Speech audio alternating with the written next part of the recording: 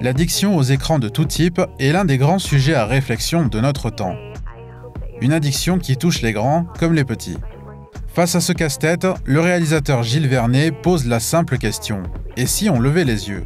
Avec ce documentaire, Gilles se donne le défi de toucher le jeune public, tout en pointant du doigt un problème différent que ce qu'on pourrait croire. Les écoles, chaque année, devraient, à la rentrée, démarrer par une réunion, lors de la réunion où on parle aux parents. Il est absolument vital que d'emblée soit posée que l'enseignant explique l'enjeu. Et ça m'a donné l'idée de faire ce film parce que je me suis dit les parents ont besoin aussi. Et qu'on donnait aussi pas beaucoup la parole aux enfants, qui étaient les premiers concernés, et que finalement on leur donnait jamais la parole. Donc je voulais leur donner la parole dans ce film.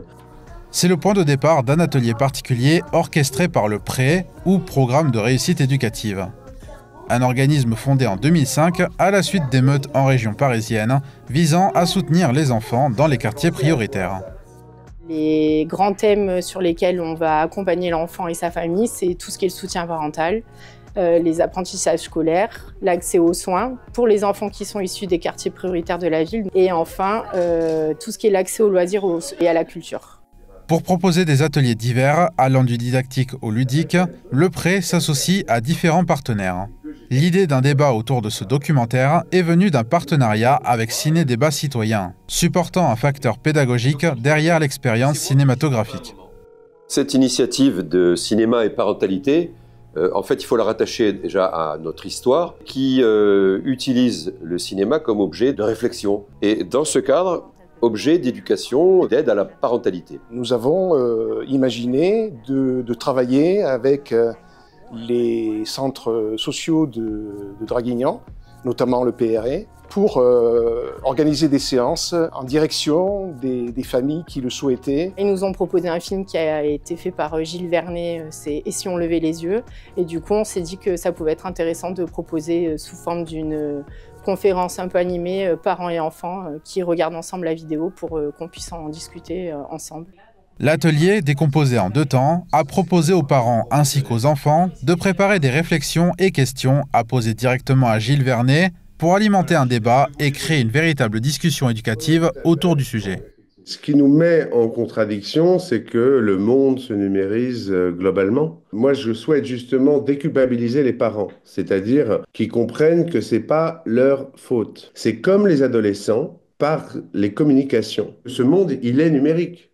Et il y a une partie de la vie professionnelle qui passe par la maîtrise de cet outil-là. Ce qui est sûr, c'est qu'on ne l'utilise pas au mieux. Durant la conférence, Gilles brasse et vulgarise les différents points d'attaque de son documentaire, allant de l'entretien du langage à la déformation de la réalité. Toute chose, si on veut bien la pratiquer, il faut l'entraîner. Donc pour apprendre à parler, il faut parler. Et dans la famille, il faut parler. Et entre copains, il faut parler plutôt que d'être sur des jeux à la maison, chacun de son côté. Si on laisse les enfants trop sur les écrans deviennent leur réalité avant même la réalité qu'ils ont autour d'eux. Gilles s'assure également de parler à la jeunesse tout en touchant leur curiosité, en insistant sur l'accessibilité à la lecture et les métaphores littéraires appropriées. Les parents ont moins le temps de lire l'histoire. Or, c'est un des meilleurs chemins vers la lecture. Ça rend la lecture affective. Imaginons quelqu'un comme dans Le Petit Prince, qui est le buveur, qui est alcoolique. Le Petit Prince lui demande, mais pourquoi tu bois? Pour oublier quoi? Parce que oublier que j'ai honte. Et honte de quoi? Honte de boire. Donc on peut être conscient que quelque chose ne nous fait pas du bien, et pourtant, parce qu'il a une composante d'addiction, comme la drogue, comme l'alcool, comme plein de choses. La visioconférence se transforme également par moments en une session de conseils pour mieux gérer son addiction aux écrans, au-delà du simple avertissement de tous les débrancher complètement. Je vous montre ce que ça donne. Ça donne ça, c'est-à-dire que d'un seul coup, il n'a plus de couleur. Snapchat, c'est un jaune pétant, et quand on le voit, on appuie. Bleu, Facebook, rouge, YouTube. Et en fait, on finit par avoir des automatismes. Et quand on le met comme ça, en fait, on tue, on casse les automatismes. Enfin, Gilles insiste sur l'importance de resserrer les liens amicaux et familiaux pour lutter contre l'isolement et, par extension, la précipitation vers le refuge numérique. J'ai entendu des enfants, ça m'a beaucoup peiné, dans une forme de manque d'affection. Ce qui est logique. La seule solution, quand on comprend que tant que l'objet est allumé, il va nous assaillir de communication, c'est de le couper. C'est-à-dire au repas, à des moments dans la journée, enfin surtout en famille, et bon, il y a a priori le soir, c'est d'abord le repas, le couper pour pouvoir retrouver des moments d'échange, de discussion qui sont essentiels. À la fin de la conférence, les parents donnent leur propre avis et témoignent de l'inspiration donnée et des gestes qu'ils mettent en place pour démontrer leur compréhension des points apportés par le documentaire. Et certains trucs, je vais me faire garder au repos, je te limite à temps pour qu'au moins tu arrives à gérer tous tes autres. Parce que tu as 1 heure de temps par jour. Donc sur tes 1 heure, il faut que tu arrives à jongler entre parler à tes copains, jouer à tes jeux. Tu as 4 jeux ou 5 que tu télécharges. Et il faut que tu trouves à gérer tout ça.